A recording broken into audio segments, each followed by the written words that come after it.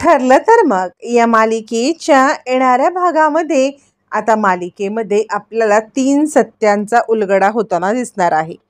इकडे आता सायली ज्या वेळेला रूममध्ये येते, अर्जुन तिला विचारण्याचा प्रयत्न करतो की तुम्ही सामेंकडे का गेला होतात. तेव्हा सायली स्पष्टपणे जे काही आहे ते सगळं सांगून मोकळी होते आणि ती सांगते सामेंकडे जाण्याचं एकमेव कारण म्हणजे हेच होतं की या सगळ्यामध्ये तुम्ही मधुभाऊंची केस नीट लढणार नाही होतात हे मला सगळं समजलेलं होतं आणि त्यामुळे तुमचा हा सगळा विचार मला काही पटला नाही आणि म्हणून मी ही केस काढून सामेंकडे घ्यायला गेले. यावरती आता मात्र इकडे अर्जुन म्हणायला लागतो, तुम्हाला कोणी सांगितलं की मी ही केस लढणार नाही. यावरती आता इकडे सायली म्हणते, जर मला कोणी सांगितलं असतं तर कदाचित मी विश्वास ठेवला नसता, मी माझ्या कानांनी ऐकलं. यावरती अर्जुन आता बोलायला लागतो, तुम्ही कानांनी अर्धवट गोष्ट ऐकलीत.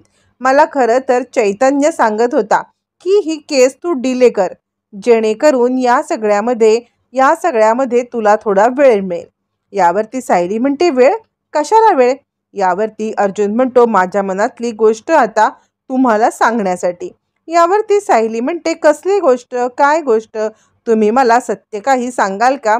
यावरती अर्जुन म्हणतो, खरं तर आता मी सत्य सांगतोय, पण सत्य सांगितल्यानंतर तुम्ही मला सोडून जाऊ नका. माझं तुमच्यावरती प्रेम बसत चाललं होतं आणि हीच गोष्ट मला तुम्हाला सांगायची होती आणि याच कारणासाठी मी तुम्हाला म्हणजे डिले करावं असं त्यांचं म्हणणं होतं. पण मी ठरवलं होतं की मी डिले करणार नाही आणि त्यासाठी मी डिले न करता या सगळ्यामध्ये मी तुम्हाला हे सगळं सांगतोय की पुरावे मी ऑलरेडी सबमिट केले.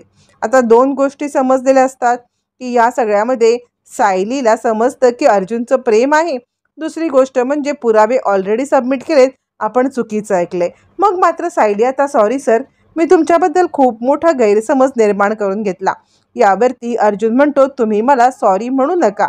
मी तुम्हाला एकच गोष्ट सांगू इच्छितो की तुम्ही मला सॉरी म्हणण्याच्या ऐवजी मी जो तुम्हाला आत्ता गोष्ट सांगितली माझ्या मनातली, त्या गोष्टीच्या बद्दलचं जे सत्य आहे ना, ते सत्य तुम्ही त्याच्यावरती विचार करा.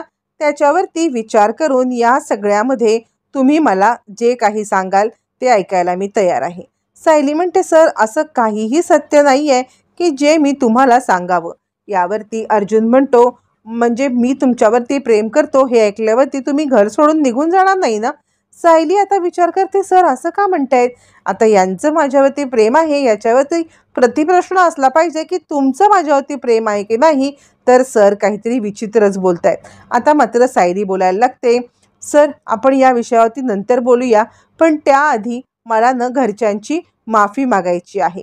यावरती अर्जुन म्हणतो, हो मला आपण भेटून बोलूया. मग सायली खाली येते. पूर्णाजीला खूप धक्का बसलेला असतो कारण प्रियाचं हे वागण्यामुळे आता पूर्णाजीला खूपच धक्का बसतो आणि त्यामुळे पूर्णाजी आता विचार करायला लागते की अशी काय ही प्रिया म्हणजे तन्वी ही अशी का वागती आहे.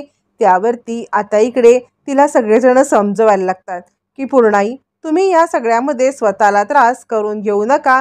यावरती पूर्णाई सांगते, नाही ग, पण खरंच तन्वी हे असं काही वागेल यावरती माझा विश्वासच बसत नाहीये. तन्वीच्या या वागण्यामुळे मी खूप खूप खूप दुखावली गेलेली आहे.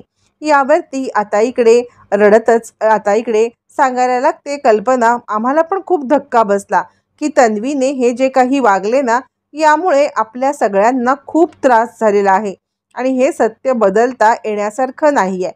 यावरती पूर्णाजी म्हणते, हो, पण तितक्यात तिकडे सायली अर्जुन येतात. त्यावरती अस्मिता म्हणते, आपण तन्वीपेक्षा ह्या दोघांनीच मुळात सामेंकडे का गेले होते यावरती आपण चर्चा करायला पाहिजे. यावरती आता इकडे कल्पना म्हणते, बरोबर आहे, तू तर तन्वीचीच बाजू घेणार ना, तुला किती काही झालं तरी तिची चूक दिसतच नाही ग. अस्मिता, जरा तरी डोळे उघड.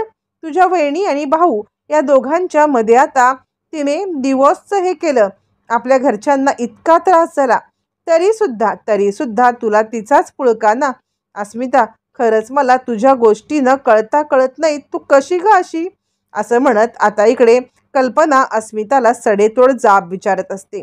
पण अस्मिता निर्लज्ज असती, तिला या सगळ्यामध्ये काय हे करावं हे काही समजतच नसतं. त्याच्यातच आता मात्र इकडे सायली आणि अर्जुन खाली येतात. आता सायली आणि अर्जुन आल्यावरती सायली आता पूर्णाईची माफी मागते. प्रियाने जे काही केलं ना ते चुकलं, पण प्रियाच्या आधी मी चुकले पूर्णाई. म्हणजे तुम्हाला या सगळ्यामध्ये मी हे सांगायला हवं होतं की खरंच माझ्या हातून खूप मोठी चूक घडली. मी तुम्हाला हे बोलून चुकले आणि हे तुम्हाला सांगण्यासाठी मी आधीच विचार करायला हवा होता. खरंच पूर्णाई मी चुकले, खरंच मी चुकले, तुम्ही मला माफ करा. असं म्हणत सायली आता या सगळ्यामध्ये पूर्णाजीची माफी मागते आणि पुन्हा मी कधीही हे घर सोडून जाण्याच्या गोष्टी करणार नाही असं बोलते. आता अर्जुन समज आता सायली ज्या अर्थी हे सगळं बोलतायत त्या अर्थी त्यांनी माझं प्रेम हे जरी कबूल केलं नसलं तरी आता त्यांनी माझं प्रेम धुडकावून पण लावलेलं नाही आणि त्यामुळे अर्जुनला एक हिंट मिळते. तोपर्यंत आता इकडे प्रतिमा घरी आलेली असते. प्रतिमा ज्या वेळेला घरी येते त्यावेळेला तिला प्रियाचा खूप खूप खूप राग आलेला असतो आणि प्रियाचा राग आल्यामुळे ती आता प्रियाकडे रागारागाने पाहते आणि ती प्रियाला जाब विचारायला लागते. आता प्रतिमा या सगळ्यामध्ये आपल्याला जाब विचारेल असं प्रियाला कदापि वाटलेलं नसतं, पण प्रतिमा प्रियाला खूपच चिडलेली असते आणि चिडलेली प्रतिमा प्रियाकडे रागारागाने पाहत तिला जाब विचारत म्हणते, का तू सायलीसोबत असं वागलीस? म्हणजे सायलीचं आयुष्य बर्बाद करून तुला काय मिळणार होतं? मला या प्रश्नाचं उत्तर हवे, कारण ना या सगळ्यामध्ये तू जे काही वागलीस ना त्याच्यासाठी चुकी नाही आहे. अगं तिचा हसताखेळचा संसार मोडून तुला काय मिळणार होतं? का तू सायलीसोबत असं वागलीस या प्रश्नाचं उत्तर मला पाहिजे. आणि माझी मुलगी, सख्खी मुलगी, जर माझ्या पोटी जन्म घेतलेली तू आहेस तर कधीही माझी मुलगी हे असं काही करेल असे मला अजिबात वाटत नाहीये. तू काहीतरी चुकतंय किंवा काहीतरी इकडे बिघडतंय ही गोष्ट मात्र खरी. असं म्हणत इकडे आता प्रतिमा प्रियावरती डायरेक्ट हल्लाबोल करते. त्याच वेळी रविराज प्रतिमाकडे येतात आणि प्रतिमा, तुला खरं सांगू का, आज जे आपल्या मुलीने काही कृत्य केले ना त्याबद्दल मला खूप खूप वाईट वाटते. यावरती प्रतिमा म्हणते, मी तुम्हाला हेच गोष्टीबद्दल बोलायला येणार होते, कारण खरं सांगू का तर आपली मुलगी असं काही करेल यावरती खरंच माझा विश्वास बसत नाहीये. रविराज म्हणतात, मला सुद्धा काहीच कळत नाहीये की हे कसं घडलं, काय घडलं, किंवा आपण या सगळ्यामध्ये काही गोष्टी करायला चुकलोय का, किंवा तिला वाढवण्यामध्ये आपण जरी तिच्यासोबत नसलो म्हणून तिच्यावरती चुकीचे संस्कार झालेत का? प्रतिमा म्हणते, मी खरं सांगू का तर या सगळ्यामध्ये ना मला आता खूप डाऊट यायला लागते. रविराज म्हणतात, तू बोलून दाखव ना, तुला कशाबद्दल डाऊट आहे, तुला काय वाटतंय? हे सत्य तू मला जोपर्यंत सांगत नाहीस तोपर्यंत मला कसं समजणार? यावरती प्रतिमा सांगते, कारण ना त्यावेळेला सुद्धा तुम्ही मला ज्या वेळेला काही गोष्टी सांगत होतात त्यावेळेला सुद्धा आता तन्वी तिकडे चुकीच्या गोष्टी सांगत होती. म्हणजे ती काही वेगळंच सांगत होती आणि नंतर तुम्ही आलात, तिला ओरडलात, त्यानंतर तुम्ही निघून गेलात. त्यानंतर तुम्ही गेल्यावरती मी तिला विचारलं की जे रविराज सांगत होते ती गोष्ट पूर्ण कर, किंवा ती घटना काय घडली होती हे मला सांग, पण तिला खरंच काही आठवतच नव्हतं. मला असं वाटते काहीतरी चुकतंय का? यावरती रविराज म्हणतात, या गोष्टीची मला आधीसुद्धा याच्या आधी 1-2 वेळेला असं डाऊट आला होता की काहीतरी गोष्टी चुकतायत किंवा काहीतरी गोष्टी वेगळ्या आहेत. यावरती आता इकडे प्रतिमा म्हणते, मी तुम्हाला सांगू का, म्हणजे तुम्हाला कदाचित आवडणार नाही, पण मी याआधीसुद्धा सायलीला बोलले होते की मला तन्वीमध्ये माझी मुलगी दिसतच नाही, मला या सगळ्यामध्ये सायलीमध्ये माझी मुलगी दिसते. रविराज म्हणतात, तू यायच्या आधीपासून मला सायलीमध्ये तू दिसतेस आणि तुझे सगळे गुण मला सायलीमध्ये दिसतात. का माहीत नाहीये, पण या सायलीमध्ये मला हे सगळे गुण पहिल्यापासूनच दिसतात. आता काय कनेक्शन आहे खरंच कळत नाही, पण आज तू सुद्धा बोललीस. यावरती आता इकडे प्रतिमा सांगायला लागते, आपण जरा तन्वीला गृहीत धरणं बंद करूया आणि तिचं वरती लक्ष ठेवायला पाहिजे. काहीतरी चुकतंय ही गोष्ट खरी, आणि या काहीतरी चुकतंय ते काय चुकतंय याचा शोध घेतल्याशिवाय आपण गप्प बसावं असं मला तरी वाटत नाहीये. रविराज म्हणतात, ठीक आहे, आपण या सगळ्याचा शोध नक्की घेऊ, पण तू या सगळ्यामध्ये स्वतःला त्रास करून घेऊ नकोस, कारण मला सुद्धा हा डाऊट आहे. असं म्हणत रविराज आता मात्र प्रिया ही तन्वी आहे की नाही हे शोधण्याच्या निष्कर्षापर्यंत तरी आता येऊन ठेपलेले आहे।